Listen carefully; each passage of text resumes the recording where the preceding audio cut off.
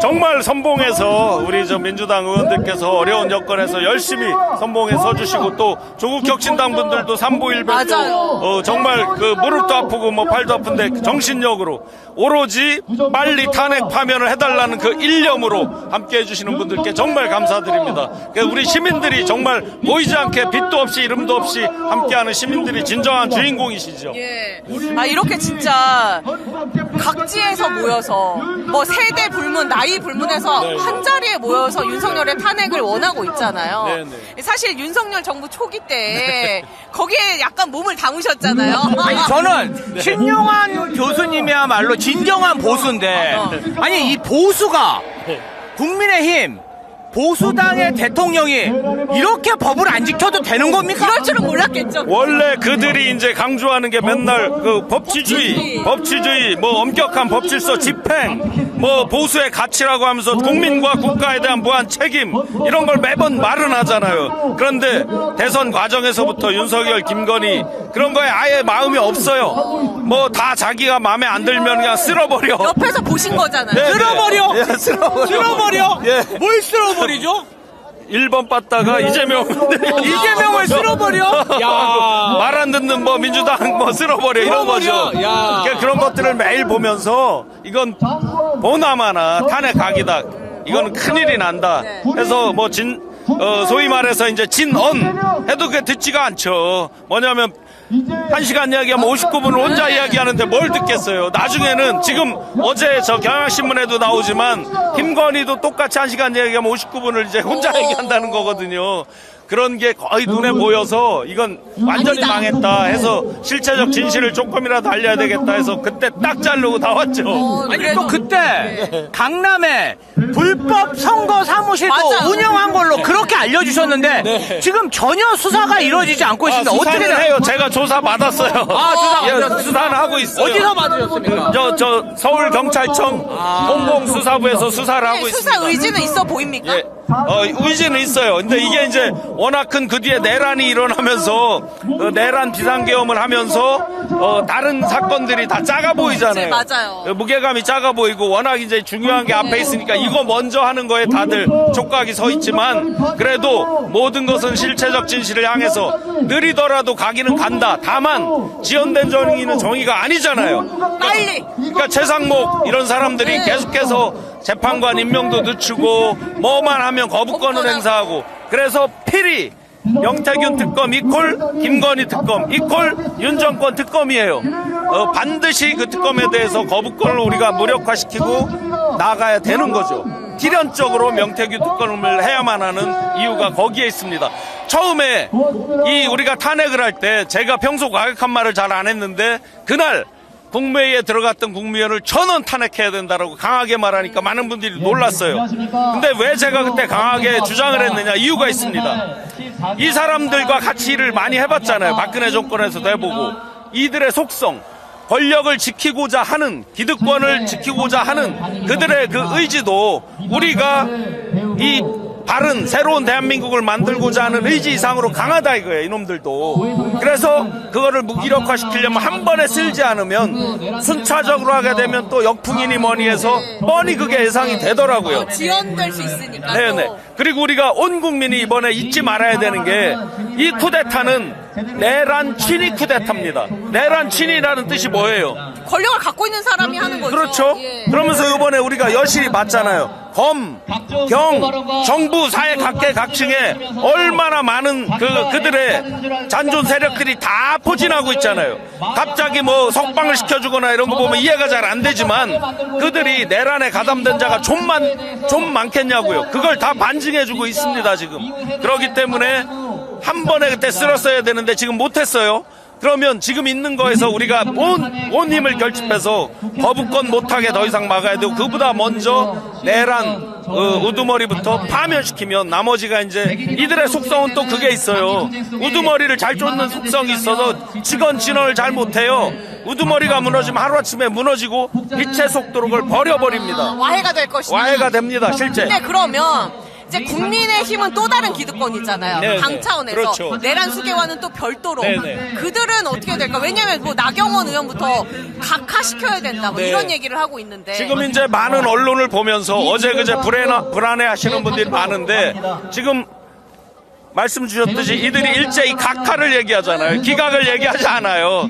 이제 내용에서는 졌다는 걸 알아요. 그들이 내용을 주장해서 변론을 예를 들어 연장해도 안 된다는 걸 이미 알고 있어요. 그런데 절차적인 거, 형식적인 거 이런 거에 조그만 꼬투리만 있어도 그걸 걸어서 이미 그걸 통해서 한번 자기들은 성공했다고 생각하는 게 있죠. 석방 그걸 통해서 이미 성공했다라고 자기들은 생각하는 거예요. 그러다 보니까 또 똑같이 절차적인 걸 갖고 계속 지금 밀어붙이는 거죠.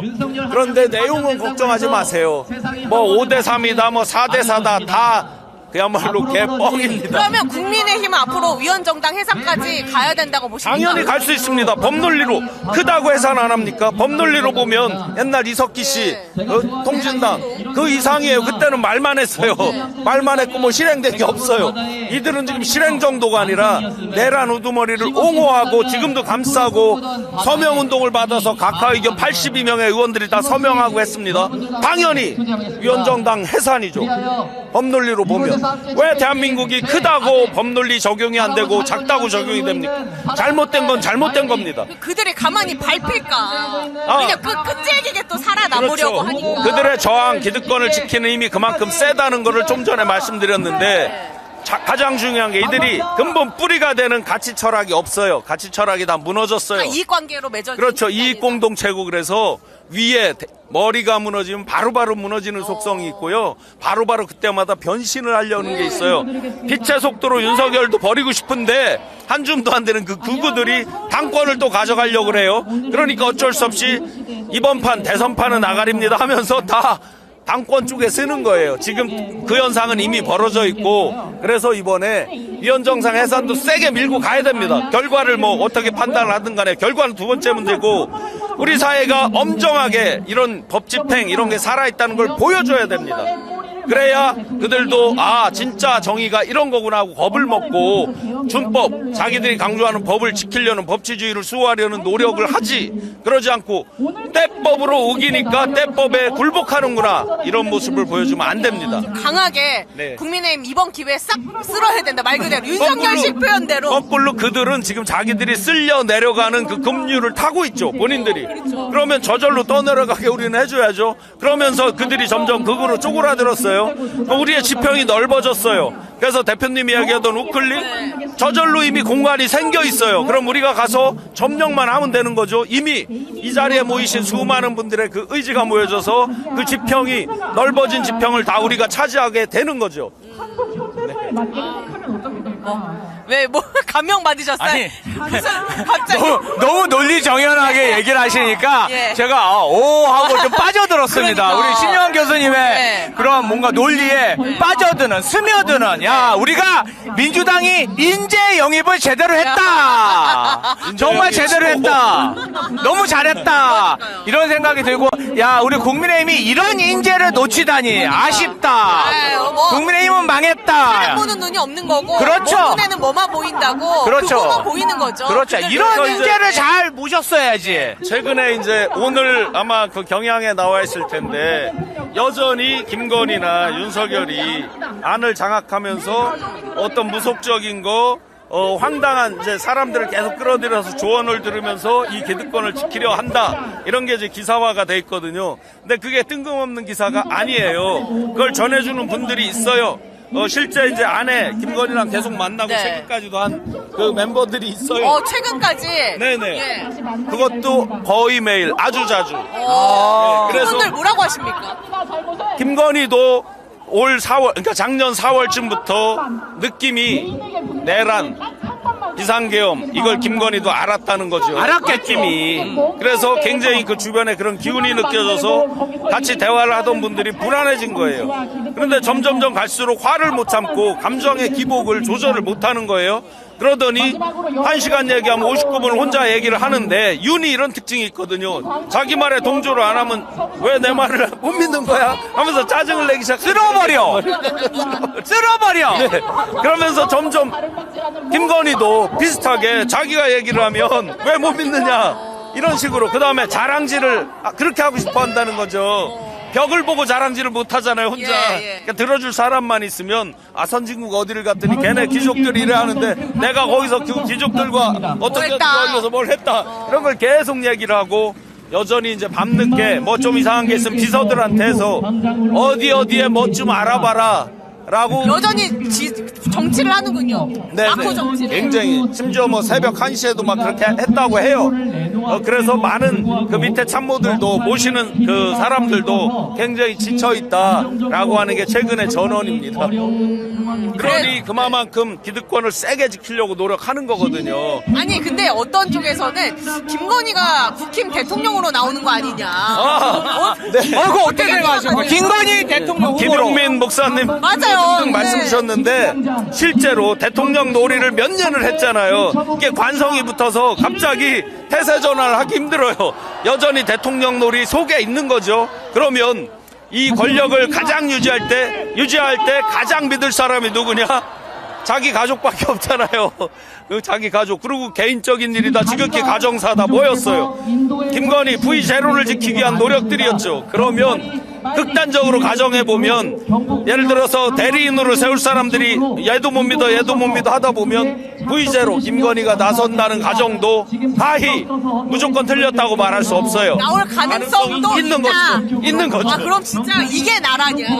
내란을 꿈꿨던 세력들이, 내란을 한 세력들이 다시 대권 후보로 나온다는 게. 그러니까 지금 5대3이다 4대4 다 마찬가지로 말도 안 되는 게 바로 예를 들어서 파면이 기각이 돼서 살아 돌아간다 그러면 제가 이제 턱 밑에서 본 윤석열의 성정은 모든 일을 승과 패로 재단을 해요. 이기고 지는 것밖에 없어요. 그럼 이 사람 뒤를 자기가 이긴 거죠. 그 다음날부터 어떻게 되겠어요? 다 쓸어버려요. 저 백령도 끌려가지 바로 쓸어버려요. 네. 큰일 납니다. 제가 볼 때는 신 교수님은 가중처벌 받을 것 같아요. 그렇지. 몸담아 썼던. 아니, 그자가 더 괘씸하게. 그렇지. 아니, 저자가! 이러면서. 예. 그래서 우리가 그 경각심을 정말 그러면 재판관들도 헌법 법치 질서를 수호하는 최선봉에 최정점에 헌재가 있는 거잖아요. 이분들도 그걸 알고 있어요. 그러면 예를 들어서 살려보냈는데 제2, 제3의 계엄 내란 안 하라는 보장이 없잖아요. 그럼 제2, 제3의 계엄했을 때 자기들은 괜찮다고요? 자기 편이라 괜찮다고요? 자기 편 쓰는 거 못 봤어요? 한동훈은 자기 편 아니었어요? 아니 남의 편이었어요? 권성동, 권영세도 일바로 예, 제가 보니까 이 윤석열 살아 들어오면 일바로 그냥 추포될 것 같습니다. 그러니까 예를 들어서 농담입니다. 헌재 재판관이 예를 들어 기각을 의견을 표현했는데 거기다가 이상한 토시를 달면서 기각을 했다.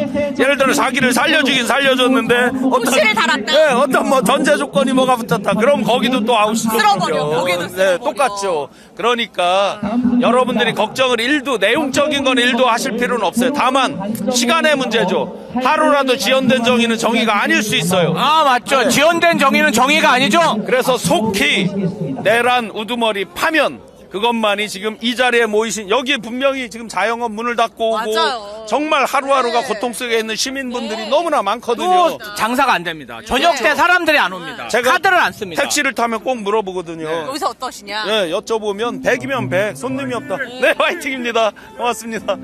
100이면 100 안 된다. 밤에 어느 정도 술도 마시고 뭐 저녁 식사 늦게까지 하고 뭐 이래 해야 손님이 있을 거 아니에요. 그러니까 택시를 보면 그게 바로 지표가 나오죠. 그리고 자영업자분들이요, 대한민국이 550만에서 한 580만을 왔다 갔다 했거든요. 근데 이 비상계엄 12월 3일 날 내란 비상계엄 이후에 무려 27만여 명이 폐업했어요. 석 달 사이에 폐업을 했어요. 그러면 1인 가게도 있지만요. 사람들이 밤에 안 나오죠. 안 나오니까 1인 가게도 있지만 거기 종업원 고용하고 이런 것까지 하면 숫자로는 훨씬 더 많은 분들이 사라졌을 수 맞아요. 있잖아요. 가게 문을 닫았을 수 있잖아요. 이런 거 누가 보상해요? 그러니까요. 이거 저 평상시 보면 네. 숫자에 잘 안 잡히기도 해요. 누가 이거 책임지고 누가 보상해줘요? 이렇게 길어졌을 때 저 안국동에 가게들 문 닫잖아요. 예. 지금 좀 전에 여기 지하철역 앞에도 우리가 맞아요. 이렇게 하면서도 가게한테 네. 미안한 거예요. 왜냐면 그분들이 장사하기가 쉽지 않잖아요. 그럼요. 이걸 누가 다 물어줄 맞아요. 거고 누가 책임을 지냔 아니 말이에요. 이 수많은 사람들이 각자의 지역에서 이 시간에 가족들이랑 밥이라도 먹고 마트라도 갔으면 네네. 그 지역 경제가 사는데 그럼요. 그렇죠. 거기에서 돈 못 쓰고 여기 와서 지금 이거 들고 있잖아요. 네네. 이거 누구한테 보상받아야 됩니까? 진짜 그렇다고 뭐 미쳐버리겠어요. 예. 헌재가 늦추면 늦출수록 정말 속 시원하게 그럼 우리는 뭐 때문에 늦는다라고 얘기라도 하면 조금이라도 이해는 우리가 할 수는 있겠죠.